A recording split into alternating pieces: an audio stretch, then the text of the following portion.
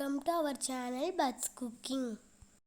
இன்றைக்கி நம்ம துவரம்பருப்பு வச்சு நல்லா மொறுமொறுன்னு கிறிஸ்பியாக மசாலா வடை எப்படி செய்கிறதுன்னு பார்க்கலாம் வாங்க. இதில் நான் முருங்கைப்பூ முருங்கை இலை ரெண்டுமே சேர்த்திருக்கிறேங்க. டேஸ்ட் அவ்வளோ சூப்பராக வந்திருந்ததுங்க. நீங்களும் இந்த முருங்கைப்பூ வச்சு ஒரு டைம் ட்ரை பண்ணி பாருங்கள். இந்த வடை செய்யறதுக்கு நான் 2 டம்ளர் துவரம்பருப்பு எடுத்துருந்தேனுங்க. அப்ராக்சிமேட்டாக ஒரு 300 கிராம் இருக்கும். இந்த பருப்பை நான் 3 மணி நேரம் ஊற வச்சு எடுத்து வச்சுருக்கிறேனுங்க. இது கூட ஒரு பெரிய சைஸ் இஞ்சியை சிறு சிறுசாக கட் பண்ணி வச்சுருக்கிறேங்க. 2 ஸ்பூன் சீரகம், 3 ஸ்பூன் சோம்பு, ஒரு 4லேருந்து 5 பச்சை மிளகா, 2 வரமிளகா.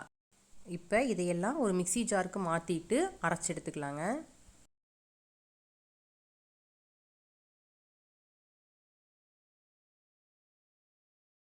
இது கூட தேவையான அளவுக்கு உப்பு சேர்த்திக்கலாங்க.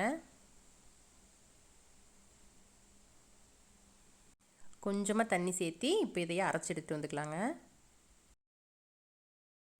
பாருங்கள், அரைச்சி எடுத்துகிட்டு வந்தாச்சு.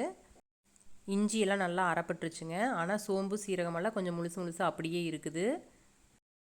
அதனால் இது கூட கொஞ்சம் பருப்பு சேர்த்தி அரைச்சி எடுத்துகிட்டு வந்துக்கலாங்க.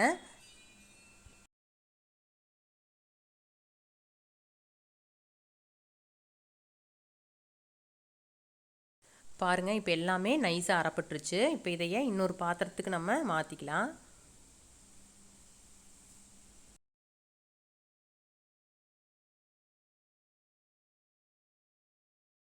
மீதி இருக்கிற பருப்புலையும் கொஞ்சமாக மிக்சி ஜாரில் போட்டு இதை நம்ம நைஸாக அரைச்சி எடுத்து வரக்கூடாதுங்க.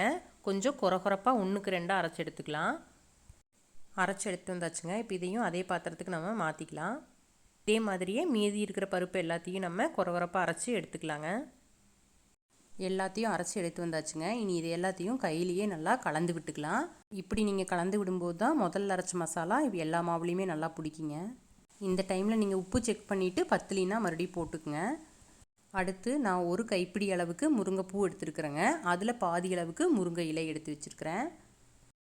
அடுத்து ஒரு 4 பெரிய வெங்காயத்தை இந்த மாதிரி சின்ன சின்ன பீசஸாக கட் பண்ணி எடுத்துருக்குறேங்க. அப்படின்னா தான் நம்மளுக்கு வடை பிடிக்கும்போது நல்லா வரும். இனி இது எல்லாத்தையுமே நம்ம மாவில் கலந்துக்கலாங்க.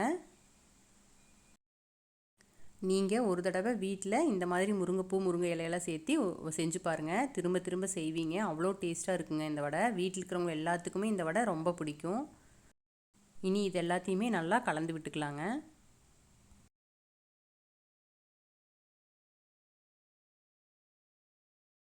அவ்வளோதாங்க, மாவையெல்லாம் நல்லா பிசைஞ்சு வச்சாச்சு. இதில் நம்ம சின்ன சின்ன உருண்டையாக உருட்டிக்கலாம்.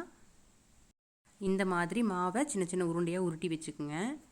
இப்போ எண்ணெயும் நல்லா காஞ்சி வந்துடுச்சுங்க. இந்த டைமில் நம்ம பிடிச்சு வச்சுருந்த உருண்டையை ஒவ்வொன்றா தட்டி தட்டி எண்ணெய்க்குள்ளே போட்டுக்கலாங்க. ஸ்டவ்வை மீடியம் ஃப்ளேமில் வச்சுக்கலாங்க. அப்படின்னா தான் உள்ளே இருக்கிற மாவும் நல்லா வெந்து வரும். வடையெல்லாம் நல்லா பொன்னிறமாக வந்ததும் நம்ம இதையெல்லாம் எடுத்துக்கலாம். நாம் இதில் முருங்கைப்பூ முருங்கை இலையெல்லாம் சேர்த்திருக்கிறதுனால இது ரொம்ப சத்தான வடைங்க. நீங்கள் குழந்தைகளுக்கெல்லாம் அடிக்கடிக்கு இதை மாதிரி செஞ்சு கொடுக்கலாம். இப்போ வடையெல்லாம் நல்லா பொன்னிறம் ஆயிடுச்சுங்க. இந்த டைமில் நம்ம இது எல்லாத்தையுமே எடுத்துக்கலாம்.